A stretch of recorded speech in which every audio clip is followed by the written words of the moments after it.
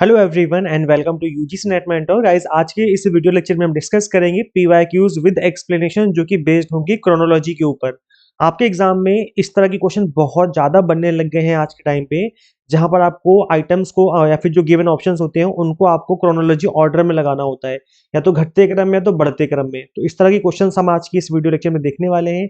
इसी के जैसे सिमिलर क्वेश्चन क्रोनोलॉजी बेस्ड आपको एग्जाम में डेफिनेटली 100% एग्जाम में देखने को मिलने वाले हैं। इसलिए जो क्लास आज की रहने वाली है ये बहुत ही ज्यादा इंपॉर्टेंट है, क्योंकि इसी के जैसे सिमिलर क्वेश्चन आपको कुछ दिनों में ही एग्जाम में देखने को मिलेंगे। फिर आप याद करेंगे कि मैं सही बोल रहा था। क्रोनोलॉजी बेस्ड क्वेश्चन हमेशा हर बार बनती है और इस बार भी आपके एग्जाम में पूछे जाएंगे। तो कंप्लीटली एग्जाम टारगेटेड कंटेंट आज की इस क्लास में आपको मिलने वाला है। तो चलिए स्टार्ट करते हैं और डिस्कस करते हैं आज की इस क्लास में। This is about me. जैसा कि आप सभी को पता होगा, अभी तक आपने इस चैनल को सब्सक्राइब नहीं किया है, सो मेक श्योर आप इस चैनल को सब्सक्राइब कर लें ताकि आपको अपकमिंग वीडियोस के सभी नोटिफिकेशन मिलते रहें। आप हमें टेलीग्राम, इंस्टाग्राम, फेसबुक, इसके अलावा हमने आप सभी के लिए व्हाट्सएप चैनल भी बना दिया है। तो इनफैक्ट मैंने आप सभी के लिए व्हाट्सएप चैनल और टेलीग्राम ग्रुप पे जितनी भी क्लासेस होती हैं उनके लिंक शेयर करता रहता हूँ। कोई इंपॉर्टेंट अपडेट आता है तो उसके लिंक भी उसके अपडेट भी आपको यहाँ पे हम शेयर करते रहते हैं। तो गाइस आप हमें टेलीग्राम और व्हाट्सएप चैनल पर जरूर फॉलो करें। इन सभी के जो लिंक है हमने description box and comment box में आप सभी को प्रोवाइड करवा दिए हैं। पेपर 1 के ऑल 10 यूनिट्स के जितने भी इंपॉर्टेंट एवरग्रीन टॉपिक है आप इनको कवर कर सकते हैं मिनिमम टाइम में। गाइस इस क्लास को देखने के बाद आई एम श्योर पेपर 1 में जो आपका स्कोर है वो बूस्ट करेगा, बिकॉज मैंने यहाँ पर केवल इंपॉर्टेंट और एवरग्रीन टॉपिक्स को कवर किया हुआ है। तो इस क्लास को आप जरूर देखिए, मिनिमम टाइम में आप जल्दी से जल्दी रिवीजन कर पाएंगे ऑल 10 यूनिट्स की। इस क्लास का लिंक भी मैं आपको description box and comment box में दे दूंगा। तो ये जो मैराथन है कंप्लीटली एग्जाम टारगेटेड आप सभी के लिए। तो चलिए कंटिन्यू करते हैं, डिस्कस करते हैं। आपकी स्क्रीन पे फर्स्ट क्वेश्चन दिख रहा है और ये जितने भी क्वेश्चन अभी रिसेंट एग्जाम में जो पूछे गए हैं मैं उनकी ही प्रैक्टिस करवा रहा हूं। तो इसी के जैसे सिमिलर क्वेश्चन आपको अपकमिंग एग्जाम में देखने को मिलेंगे। तो question, arrange the following events in the correct chronological sequence. जैसे कि मैंने बताया कि आपको क्रोनोलॉजी वाले जो क्वेश्चन है वही आपको आज की इस क्लास में हम प्रैक्टिस करवाने वाले हैं। तो निम्नलिखित घटनाओं को सही कलानुक्रमिक क्रम में व्यवस्थित करना है। तो गाइज यहाँ पर आपको ये बताना है कि कौन सा इसमें जो इवेंट है पहले हुआ और कौन सा इवेंट बाद में हुआ, क्रोनोलॉजिकल सीक्वेंस में लगाना है। तो establishment of university of Madras, introduction of the Indian universities act, establishment of UGC and first national education policy in India, Bharat की पहली राष्ट्रीय शिक्षा नीति, मद्रास विश्वविद्यालय की स्थापना, यूजीसी कब बना, इस यूजीसी की स्थापना और भारतीय विश्वविद्यालय अधिनियम की शुरुआत। तो इसको अब लगाना है हमें क्रोनोलॉजी ऑर्डर में। गाइस यूनिवर्सिटी ऑफ मद्रास जो है ये इसलिए ज़्यादा फेमस है, 1857 में इसको बनाया गया था, स्टैब्लिश किया गया था। तब 3 यूनिवर्सिटी एक साथ स्टैब्लिश की गई थी। यूनिवर्सिटी ऑफ मद्रास, जिसको आज के टाइम में हम चेन्नई कहते हैं, यूनिवर्सिटी ऑफ बॉम्बे और यूनिवर्सिटी ऑफ कैलकट्टा। कैलकटा, ठीक है। तो ये 3 ऐसी यूनिवर्सिटीज हैं जिनको एक साथ स्टैब्लिश किया गया था 1857 में। तो ये याद रखिए, और 1857 आपको अच्छे से याद होना चाहिए बिकॉज तब मंगल पांडे ने फर्स्ट क्रांति की थी इंडिया के लिए। मतलब जो आज़ादी की जो क्रांति, पहली क्रांति कही जाती है, 1857 में मंगल पांडे ने की थी। तो इस वजह से आप इस ईयर को याद रख सकते हैं इस इवेंट से। और 3 यूनिवर्सिटी एक साथ स्टैब्लिश की गई थी, इसको भी आप याद रखिए, क्योंकि अब जैसे इस क्वेश्चन में यूनिवर्सिटी ऑफ मद्रास से पूछ लिया गया क्वेश्चन, हो सकता है कि आप जो एग्जाम देने जा रहे हो बॉम्बे या फिर कैलकाटा से रिलेटेड क्वेश्चन बन जाए। तो इन तीनों को याद कर लीजिए एक साथ। वैसे मैं बता दूं कि जितनी भी यूनिवर्सिटीज हैं इंपॉर्टेंट इंडिया में, इनके जो एस्टेब्लिशमेंट ईयर्स हैं इसके ऊपर ऑलरेडी मैंने वीडियो बना रखी है। अगर अभी तक आपने नहीं देखा तो देख लीजिए, बिकॉज ये टॉपिक काफी ज्यादा इंपॉर्टेंट है। यूनिवर्सिटी के एस्टेब्लिशमेंट से रिलेटेड क्वेश्चन बनते रहते हैं आपके एग्जाम में। तो इस वीडियो का लिंक मैं डिस्क्रिप्शन बॉक्स, कमेंट बॉक्स में दे दूंगा, तो वहां पे जाके आप इस क्लास को देख सकते हैं। तो ये जो है 1857 का इवेंट हो गया इसमें क्वेश्चन में। जहां तक गाइज नेशनल एजुकेशन पॉलिसी की बात है तो अब तक 3 पॉलिसी बन चुकी हैं। पहली बनी थी 1968 में, दूसरी बनी थी 1986 में, इसी नंबर को उल्टा कर दो, 68 का उल्टा 86 हो जाएगा। और अभी जो रिसेंट वाली बनी है वो बनी 2020 में, एनईपी 2020 याद होगा सभी को। तो ये 3 पॉलिसी बन चुकी हैं अब तक। 1986 वाली का जो है रिवीजन किया गया था 1992 में, मतलब उसको रिवाइज किया गया था, कुछ और इसमें जो चीजें ऐड की गई थी, बट वो जो पॉलिसी थी 1986 में ही बनी थी। अब यहाँ पर फर्स्ट नेशनल एजुकेशन पॉलिसी की बात की जा रही है तो ये 1968 में बनी है। इसका मतलब ये वाला जो इवेंट है वो पहले आना चाहिए और एजुकेशन पॉलिसी वाला जो इवेंट है वो बाद में आना चाहिए। मतलब ए पहले आएगा और डी बाद में आएगा। अब ऐसे ऑप्शन देख लो कि जहाँ ए पहले और डी बाद में, तो ए यहाँ पर पहले और डी दोनों जगह बाद में, यहाँ पर भी ऐसे ही है। तो इस पॉइंट से तो हम कुछ ज्यादा पता नहीं लगा सकते। चलो आगे बढ़ते हैं गाइस। एस्टेब्लिशमेंट ऑफ यूजीसी, बच्चे बच्चे को पता होगा 1956 1956। तो ये जो है बीच में आना चाहिए, सी जो है बीच में आना चाहिए, ए सबसे पहले आएगा, सी बीच में आना चाहिए, तो सी यहाँ पर पहले, सी यहाँ पर पहले, तो ये दो ऑप्शन नहीं हो सकते। सी जो है ए और डी के बीच में होना चाहिए, तो यहाँ पर है सी जो है वो ए और डी के बीच में होना चाहिए, तो ये भी नहीं हो सकता। फिर एक ही ऑप्शन बचा ए बी सी डी। इस तरीके से आप पता लगा सकते हो अगर आपको एक दो चीज़ों के बारे में भी आइडिया है।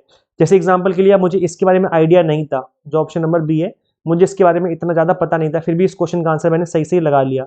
क्यों? क्योंकि मुझे तीन चीज़ों के बारे में पता था कि जो सबसे पुरानी इंडिया की जो तीन सबसे पुरानी यूनिवर्सिटीज़ जो एक साथ बनाई गई थी 1857 में बनाई गई थी, तो मुझे ये पता चल गया। पहली एजुकेशन पॉलिसी बनी थी 1968 में, ये पता चल गया। और एस्टेब्लिशमेंट ऑफ यूजीसी हुआ 1956 में। ठीक है, अब मुझे अगर इसके बारे में नहीं भी पता है तो मैं इन तीनों से पता लगा लूंगा, क्योंकि सबसे पुराना इवेंट ये वाला है, तो पहले ए आना चाहिए। ठीक है, उसके बाद फिर इवेंट आपका सी है, सी आना चाहिए, फिर डी है, डी आना चाहिए। अब हमें अगर बी के बारे में नहीं भी पता है ना कि बी कहाँ पे आएगा, तो भी हम पता लगा सकते हैं। जैसे बी के बारे में मुझे नहीं पता, तो मुझे इनका सीक्वेंस तो पता चल गया कि ये इस सीक्वेंस में होनी चाहिए, यानी कि पहले ए फिर सी फिर डी। मैंने देखा कि ए सी और डी इसी सीक्वेंस में है, इसमें है। और यहाँ देखेंगे तो ए डी सी है, तो ये सीक्वेंस फॉलो नहीं कर रहा है ए सी डी वाला, इसमें भी फॉलो नहीं कर रहा है, इसमें भी फॉलो नहीं कर रहा है, मतलब ये वाला ऑप्शन राइट हो जाएगा। तो इस तरीके से आप एग्जाम में थोड़ा सा लॉजिक लगा करके, थोड़ा कॉमन सेंस लगा करके एग्जाम में क्वेश्चन को सही करके आ सकते हो। बस थोड़ा ध्यान देना पड़ेगा, कॉन्सेंट्रेशन के साथ आपको बैठना पड़ेगा। ठीक है, तो बाकी मैंने यहाँ पर डाल दिया आपके सामने, तो आप इसको गो थ्रू कर सकते हैं, खुद से भी चीजें पढ़ सकते हैं, समझ सकते हैं। आगे बढ़ते हैं गाइस, नेक्स्ट क्वेश्चन करते हैं। ये एक ऐसा क्वेश्चन है, एक ऐसा टॉपिक है जो कि एग्जाम में इतनी बार पूछा जा चुका है, मतलब ये लगा लो कि जब से मैं पढ़ा रहा हूँ, 7-8 साल हो गए मुझे अभी यूजीसी नेट को पढ़ाते हुए, तब से इस क्वेश्चन को मैंने कम से कम ना तो 8 से 10 बार तो देखा ही होगा। मतलब अलग अलग तरीके से, सेम लैंग्वेज में नहीं, लैंग्वेज बदल बदल के सेम क्वेश्चन पूछ रहे हैं बार बार। तो इसलिए ये जो क्वेश्चन है काफी ज्यादा इंपॉर्टेंट है, ये आज नहीं तो कल आपको किसी ना किसी एग्जाम में जरूर देखने को मिलने वाला है। ये भी आपका रिसेंट एग्जाम में पूछा हुआ क्वेश्चन है। तो क्वेश्चन है, which of the following is correct sequence of increasing access time of storage memory devices. क्या बोला जा रहा है कि निम्नलिखित में से कौन सा भंडारण मेमोरी उपकरणों के बढ़ते हुए एक्सेस टाइम का सही क्रम है। बढ़ते एक्सेस टाइम का मतलब कि कौन सी ऐसी मेमोरी जिसमें सबसे कम टाइम लगता है, उसके बाद बढ़ते हुए टाइम के साथ आपको बताना है कि किसमें ज्यादा टाइम लगता जाएगा, उसको आपको अरेंज करते जाना है। तो सबसे मतलब कहने का मतलब ये होगी सबसे कम टाइम किसमें लगता है उसको सबसे पहले रखना है हमें। तो सबसे फास्ट मेमोरी पहले आएगी और लास्ट में सबसे स्लोएस्ट मेमोरी आएगी जो सबसे ज्यादा स्लोएस्ट होती है। तो देखो ये मेमोरी से रिलेटेड क्वेश्चन है, और इससे पहले भी कितनी बार एग्जाम में पूछा गया क्वेश्चन है ना। तो सबसे जो तेज मेमोरी होती है सब में, वो होते हैं आपके रजिस्टर्स, सबसे तेज होते हैं, यानी ई जो है वो सबसे पहले आएगा। और मैंने देखा, अच्छा मुझे बाकियों के बारे में नहीं पता है, तो भी देखो एक ही ऑप्शन से मैंने पता लगा लिया, और ए ई जो है वो सिर्फ और सिर्फ इसी ऑप्शन में सबसे पहले गिवन है, बाकी कहीं भी ई पहले गिवन नहीं है। इसका मतलब कोई ऑप्शन नहीं हो सकता, ऑप्शन नंबर थर्ड ही इसका राइट आंसर होगा।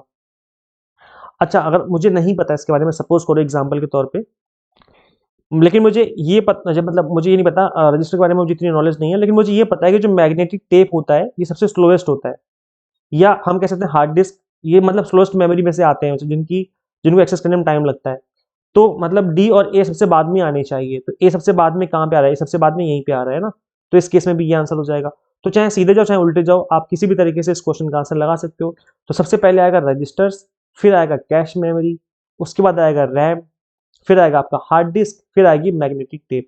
तो कुछ इस तरीके से जो है इसका सीक्वेंस हो जाएगा। आई होप आप समझ पा रहे होंगे। मैं एक बार नंबर डाल देता हूँ। सबसे पहले रजिस्टर्स आएंगे, फिर आएगा आपकी कैश मेमोरी दूसरे नंबर पे, फिर तीसरे नंबर पे आएगा रैम, फिर चौथे पे आएगा हार्ड डिस्क, फिर पांचवे पे आएगा मैग्नेटिक टैब। तो इस तरीके से हो जाएगा। तो ये हो जाएगा आपका ई सबसे पहले, फिर सी, फिर बी, फिर डी, फिर ए। तो इस तरीके से जो है ऑप्शन नंबर थर्ड हो जाएगा राइट आंसर। आप मुझे वीडियो के एंड में जरूर बताना कि आपने कितने क्वेश्चन सही किए हैं, मतलब आपको कितने क्वेश्चन का आंसर जो है यहाँ पर पता था। तो आप मुझे वीडियो के एंड में जरूर कमेंट करके बताना। ठीक है, तो बाकी मैंने यहाँ पर लिख दिया है, अगर आप चाहें तो उसको वीडियो को पॉज करके खुद से भी समझ सकते हैं इन चीजों को। ठीक है, चलिएगा आगे बढ़ते हैं, नेक्स्ट क्वेश्चन करते हैं फटाफट से। तो क्वेश्चन को जिस तरीके से है कि what is the correct sequence from initial to final of surface waste water treatment. हमें क्या करना है, हमें सतही जो अपशिष्ट जल है, जो जो मतलब सतह पे होता है, गंदा पानी वेस्ट वाटर होता है, उसके उपचार का प्रारंभिक से अंतिम तक का सही क्रम बताना है, क्रोनोलॉजिकल ऑर्डर में लगाना है कि सबसे पहले कौन सा स्टेप आएगा, फिर कौन सा आएगा, उसके बाद कौन सा आएगा। तो गाइस चलिए स्टार्ट करते हैं, डिस्कस करते हैं इस क्वेश्चन को। तो गाइस देखिए, सबसे पहले स्क्रीनिंग की जाती है। स्क्रीनिंग में क्या होता है कि जो पानी के अंदर जो मोटे मोटे मलबे टाइप होते हैं ना, मोटा मोटा सामान होता है उसके अंदर, उसको निकाल करके फेंक दिया जाता है, उसको हटा दिया जाता है। तो सबसे पहले होती है स्क्रीनिंग, सबसे पहला काम होगा स्क्रीनिंग का। फिर उसके बाद आएगा सेडिमेंटेशन। इसमें क्या होता है कि एक बार हमने जो पानी के अंदर मोटे मोटे आइटम थे गंदे गंदे, उनको निकाल के फेंक दिया, फिर हमने पानी को थोड़ी देर के लिए छोड़ दिया। इसमें क्या होगा कि जो छोटे छोटे कण हैं वो नीचे बैठ जाएंगे, नीचे बैठ जाएंगे, यहाँ पर तली में आके बैठ जाएंगे। अब इसको निकाल दिया जाएगा। ये जो मोटे मोटे पानी में, मतलब वो जो मोटे मोटे कण थे जिनको हम पहली बार में नहीं निकाल पाए, उसको सेकंड टाइम में जब पानी बैठ जाएगा, शांत हो जाएगा, तो ये निकल जाएगा। उसके बाद आएगा फिल्ट्रेशन। फिल्ट्रेशन में क्या होता है कि जो भी बैक्टीरिया, जो भी उसमें ऐसे पानी में इस तरीके की चीजें जो घुली हुई हैं, घुली हुई मतलब ऐसी चीजें जो जमीन पे तो नहीं बैठ पा रही हैं लेकिन घुली हुई हैं उसके अंदर, तो फिल्ट्रेशन के थ्रू उसको निकाल देंगे हम। उसके बाद सबसे लास्ट में आएगा आपका डिसइंफेक्शन, जहाँ पे हम लोग पानी के अंदर जो बैक्टीरिया होते हैं, फिर जो पैथोजेंस होते हैं, उनको मार देते हैं। तो इस तरीके से हो जाएगा। तो इस मतलब जो इसका सीक्वेंस ये हो जाएगा, सबसे पहले स्क्रीनिंग हो जाएगी, फिर सेडिमेंटेशन हो जाएगा, यानी कि अवसादन जिसको कहेंगे हम और हिंदी में। फिर आएगा आपका क्षनन, यानी कि फिल्ट्रेशन, और उसके बाद आएगा डिसइंफेक्शन। ठीक है। अच्छा, नंबरिंग में गड़बड़ हो गई। तो नंबरिंग में कुछ इस तरीके से, पहले स्क्रीनिंग, फिर सेडिमेंटेशन, फिर उसके बाद फिल्ट्रेशन, उसके बाद आएगा डिसइंफेक्शन। ठीक है, चीजें क्लियर हो गई। तो इजी है क्वेश्चन, ये भी हो जाएगा। आगे बढ़ते हैं फिर next question, question number 28। Arrange the problem solving strategy. अब इस क्वेश्चन को तो एक छठी सातवीं क्लास का बच्चा भी सॉल्व कर लेगा।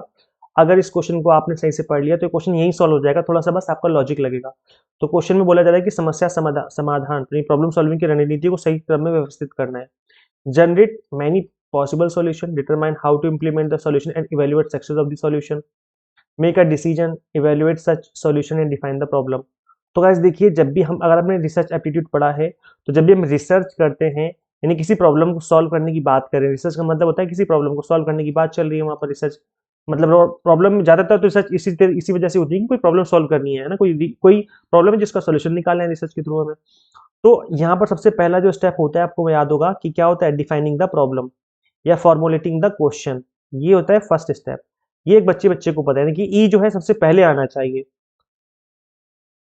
और अगर आपने इतना पता लगा लिया तो गाइस बिलीव मी, इस क्वेश्चन में बस इतना ही दिमाग लगना था, और इसके अलावा अगर आपको कुछ भी नहीं पता तो भी आप आंसर सही करके आ सकते हो, क्योंकि ई जो है डिफाइन द प्रॉब्लम, ये सिर्फ एक ही ऐसा ऑप्शन है जहां पर ई स्टार्टिंग में गिवन है, बाकी कहीं भी ई स्टार्टिंग में गिवन नहीं है। इसका मतलब ऑप्शन नंबर सेकंड हो जाएगा राइट आंसर। तो इस तरीके से आप इस क्वेश्चन को कर सकते हैं कि देखो कितना ईजी क्वेश्चन बन गया आपके लिए। तो सबसे पहले डिफाइन द प्रॉब्लम आ जाएगा। उसके बाद अच्छा मैं बताऊंगा गाइस कि जब भी हम किसी प्रॉब्लम का सॉल्यूशन निकालने होते हैं तो सबसे लास्ट में जाके आता है how to implement the solution and evaluate the success of the evaluation. मतलब इवेल्यूशन जो है सबसे लास्ट में जाके किया जाता है कि किस तरीके से हमारा जो सॉल्यूशन निकला है वो कितना बेटर था। तो अगर ऐसे भी देखा जाए, यानी फर्स्ट आपको ऑप्शन नहीं पता, लास्ट ऑप्शन हमने पता लगा लिया, तो भी इस केस में केवल बी जो है वो लास्ट में गिवन है, कहीं भी बी लास्ट में गिवन नहीं है, तो इस केस में भी ये राइट आंसर हो जाएगा। तो कुछ भी करो आप इस तरीके से पता लगा सकते हो आंसर का। तो इस पहला जो स्टेप है वो क्या हो जाएगा, डिफाइन द प्रॉब्लम। इसके बाद जो है आपका हो जाएगा जनरेट मैनी पॉसिबल सॉल्यूशन। उसके बाद हम इसको इवेल्युएट करेंगे, जितने भी यहाँ पर हमने सॉल्यूशन जनरेट करें उनको इवेल्युएट किया जाएगा कौन सा बेस्ट रहेगा। फिर उसके बाद डिसीजन लिया जाएगा, उसके बाद इंप्लीमेंट किया जाएगा। तो इस तरीके से जो है कुछ आपके स्टेप्स हो जाएंगे।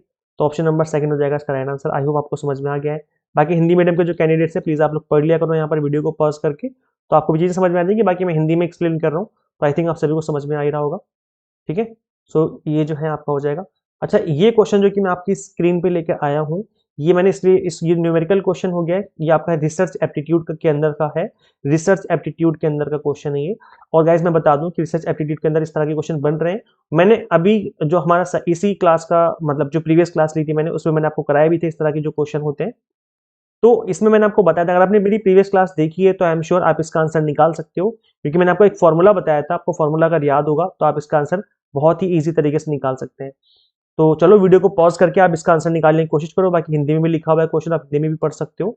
बहुत इजी क्वेश्चन है, ऐसा नहीं कि बहुत टफ क्वेश्चन है। क्वेश्चन है standard deviation and coefficient of variation आपको गिवन है क्वेश्चन में, यानी कि स्टैंडर्ड डेविएशन ये है और कोएफिशिएंट ऑफ वेरिएशन यहाँ पे गिवन है, ऑफ डिफरेंट डेटा सेट आप गिवन है ए से डी तक। ठीक है। कंप्यूट द मीन, हमें सबका मीन निकालना है और इन सबको अरेंज करना है असेंडिंग ऑर्डर में, क्योंकि क्रोनोलॉजी ऑर्डर में आ गया भी असेंडिंग ऑर्डर में हमें करना है। असेंडिंग ऑर्डर का मतलब आरोही क्रम, बढ़ते हुए क्रम में बताना है, पहले छोटा नंबर फिर बड़ा नंबर फिर उससे बड़ा नंबर फिर उससे बड़ा नंबर। तो इस तरीके से इनको अरेंज करके हमें आंसर बताना कि कौन सा राइट आंसर होगा। अब गाइस देखो, मैंने कोफिशिएंट ऑफ वेरिएशन का पिछली क्लास में फॉर्मूला बताया था। कोफिशिएंट ऑफ वेरिएशन का फॉर्मूला आप सभी को याद होगा अगर आपने मेरी पिछली क्लास देखी होगी तो। स्टैंडर्ड डेविएशन अपॉन में मीन मल्टीप्लाई बाय 100, ये सिंपल सा फॉर्मूला है। जैसे आप इस फॉर्मूले को अप्लाई करते हो, आपका जो आंसर है वो निकल के आ जाएगा। मतलब यहाँ से आप कैलकुलेट कर सकते हो मीन की वैल्यू, ठीक है। तो मैंने पिछली क्लास में इस फॉर्मूले के बेस पे शायद दो या तीन क्वेश्चन करवाए थे मैंने आपको, और मैंने समझाया था कि इस तरह के क्वेश्चन आपको देखने को मिल सकते हैं एग्जाम में। तो गाइस देखो, अगर आप इस तरह के क्वेश्चन को छोड़ने का प्लान करोगे, चलो छोड़ दूंगा मैं, तो बहुत बड़ी गलती कर रहे हो, क्योंकि बिल्कुल फ्री फ्री के नंबर है भाई, इसमें कुछ करना ही नहीं है। बहुत ही ईजी क्वेश्चन है ये, इससे ईजी क्वेश्चन हो ही नहीं सकता। तो आप देखेंगे यहाँ पर कि जो कोएफिशिएंट ऑफ वेरिएशन का फॉर्मूला है वो क्या होता है, मैंने बताया कि एस डी अपॉन में मीन मल्टीप्लाई बाय 100। अब सपोज करो मुझे मीन निकालना है, तो क्रॉस मल्टीप्लाई कर दो। तो अगर मुझे मीन निकालना है तो मीन यहाँ पे आ जाएगा, ठीक है, और स्टैंडर्ड डेविएशन यहाँ पर है, सी भी यहाँ पे आ जाएगा, और बाकी जो अपना 100 है वो अपनी जगह बना रहेगा, क्योंकि वो एस के मल्टीप्लाई में, तो एस के मल्टीप्लाई में बना रहेगा, बस क्रॉस मल्टीप्लाई किया आपने। अभी हमें मीन का फॉर्मूला पता लग गया। अब आप बस आप मीन निकालते जाओ। स्टैंडर्ड डेविएशन की जैसे वैल्यू में 1 निकाल देता हूँ आप सभी के लिए। यहाँ पर 4 है, तो हम स्टैंडर्ड डेविएशन की वैल्यू 4 रखेंगे, ठीक है, divide by coefficient of variation, तो 40/9 हो गया। तो यहाँ पे लिख देंगे हम 40 अपॉन में 9, और मल्टीप्लाई बाय यहाँ पर किससे होगी, 100 से, जो कि फॉर्मूले में गिवन है, ठीक है। अभी जो जैसे कि हमने देखा, इसको मैथ को समझ लो, जैसे अपॉन के अपॉन में, जैसे ये अपॉन है 40/4 है, तो ये अपॉन के अपॉन में वैल्यू है, तो ये ऊपर आ जाएगी, यहाँ पर ऊपर आ जाएगी। मतलब ये हो जाएगा आपका 4 मल्टीप्लाई बाय 100 मल्टीप्लाई बाय 9, ये ऊपर चला जाएगा, और नीचे क्या बचेगा, नीचे बचेगा आपका 40, ठीक है, जो नीचे 40 रखा हुआ है वो 40 बचेगा। तो बस खत्म, सिंपल, 0 0 कट गया, 4 से 4 कट गया, तो कितना बचा, 90 बचा, 90 और ये 0 बच गया और 9 बच गया, 90 हो गया। यानी जो पहली वैल्यू है ये निकाल ली हमने 90। ऐसे ही बाकी 3 वैल्यू आप कैलकुलेट करेंगे और इनको असेंडिंग ऑर्डर में लगा देना है, मतलब बढ़ते क्रम में लगा देना है। पहले छोटी वैल्यू, फिर बड़ी वैल्यू, फिर उससे बड़ी वैल्यू, फिर उससे बड़ी वैल्यू। तो ऐसे ही इसकी वैल्यू आ जाएगी 80, इसकी आ जाएगी 60, और इसकी आ जाएगी 70। अब पहले की वैल्यू हमने निकाली थी, अभी जो निकाली हमने 90, ठीक है। जैसे मैंने कैलकुलेट किया वैसे सिंपल कैलकुलेट करना है इनको। तो अब जो है आप देखेंगे यहाँ पर पहले सी आएगा, यानी कि सबसे छोटी वैल्यू, फिर डी आएगा, फिर आएगा बी, फिर आएगा ए, यानी कि सी डी बी है। तो सी डी बी ए पहला ऑप्शन ही है, तो ये इसका राइट आंसर हो जाएगा। नहीं, सी डी बी है ना, C D B A, C D B option number second होगा, ये वाला सेकंड ऑप्शन जो है इसका राइट आंसर हो जाएगा, ठीक है। तो देखा आपने कितना ईजी क्वेश्चन था, ये 1 मिनट से भी कम टाइम में सॉल्व हो जाएगा। अगर आप इसको ध्यान से सॉल्व करेंगे ना कॉन्सेंट्रेशन के साथ, तो आपका आराम से 1 मिनट के अंदर सॉल्व हो जाएगा, आप इसका आंसर बहुत इजीली निकाल पाएंगे। तो क्या आपको ये क्वेश्चन इजी लगा? ऐसा तो नहीं क्वेश्चन टफ हो, अब बस आपको फॉर्मूला याद होना चाहिए भाई। फॉर्मूला गलती से मत भूल जाना कि सीवी का जो फॉर्मूला है, स्टैंडर्ड डेविएशन अपॉन में मीन मल्टीप्लाई बाय 100, बस इतना ही फॉर्मूला है। अब इसको याद कर लोगे तो आप, आई एम श्योर, अगर क्वेश्चन बनेगा तो आप उसका आंसर बहुत ही इजीली निकाल पाओगे। तो इस फॉर्मूले को याद कर लीजिए, अच्छे से दिमाग में बिठा लो, आराम से क्वेश्चन हो जाएगा, कोई डरने घबराने वाली बात नहीं है। तो इस तरीके से जो है हमने वैल्यूज निकाल ली हैं, सारी वैल्यूज, और इनको असेंडिंग ऑर्डर में लगा दिया आपने, ठीक है। तो ये है क्वेश्चन। अच्छा गाइस देखो, इस बचे हुए टाइम में जितना पीवाईक्यूज प्रैक्टिस कर लो उतना अच्छा है।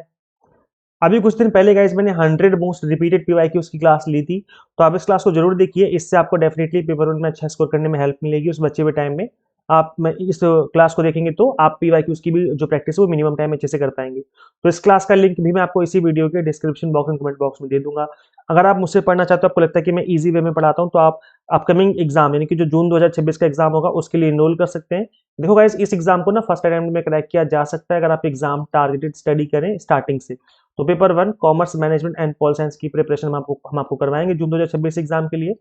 इसके अलावा मैं बता दूं कि जो अभी एग्जाम होने वाले हैं दिसंबर में, जो अभी एग्जाम जस्ट होने स्टार्ट ही हो रहे हैं, तो इन यहाँ पर जो न्यू टॉपिक्स पूछे जाएंगे इनको भी हम अपडेट कर देंगे कोर्सेज में, प्लस कोर्सेज में जो बाकी चीजें वो भी हम अपडेट कर देंगे। तो उससे कोई डरने घबराने वाली बात नहीं, कंप्लीट चीजें जो है आपको एग्जाम टारगेटेड मिलने वाली है। मैं सबसे अच्छी बात बताऊं ये कि हम यहाँ पर आपको टू द पॉइंट पढ़ाते हैं, जिस तरीके से एनटीए क्वेश्चन पूछते हैं उस तरीके से चीजों को हम आपको प्रिपेयर करवाते हैं। तो यहाँ पर इसीलिए मैं बोल रहा हूँ कि जो आपकी प्रिपरेशन है यहाँ से एग्जाम टारगेटेड हो जाती है। तो कंप्लीट कंटेंट बाइलिंगुअल मिल जाता है, कोई लैंग्वेज की दिक्कत नहीं है, 100 मॉक टेस्ट मिल जाते हैं, प्रैक्टिस करने के लिए पीडीएफ नोट्स मिल जाते हैं, जिसके थ्रू आप मल्टीपल टाइम रिवीजन और प्रैक्टिस कर सकते हैं। गाइस करना क्या होगा, आपको सिंपली गूगल प्ले स्टोर से एग्जाम मेंटर ऐप इंस्टॉल कर लेनी है। अगर आप iOS यूजर हैं तो उसका लिंक हमने आपको अलग से इसी वीडियो के description box and comment box में अवेलेबल करवा दिया है। शेयर कर दीजिए इस वीडियो को सभी के साथ जो भी यूजीसी नेट की प्रिपरेशन कर रहे हैं, and subscribe for assistant professor and UGC net related update. Guys इस वीडियो में इतना ही। हम लोग मिलते हैं फिर नेक्स्ट वीडियो में।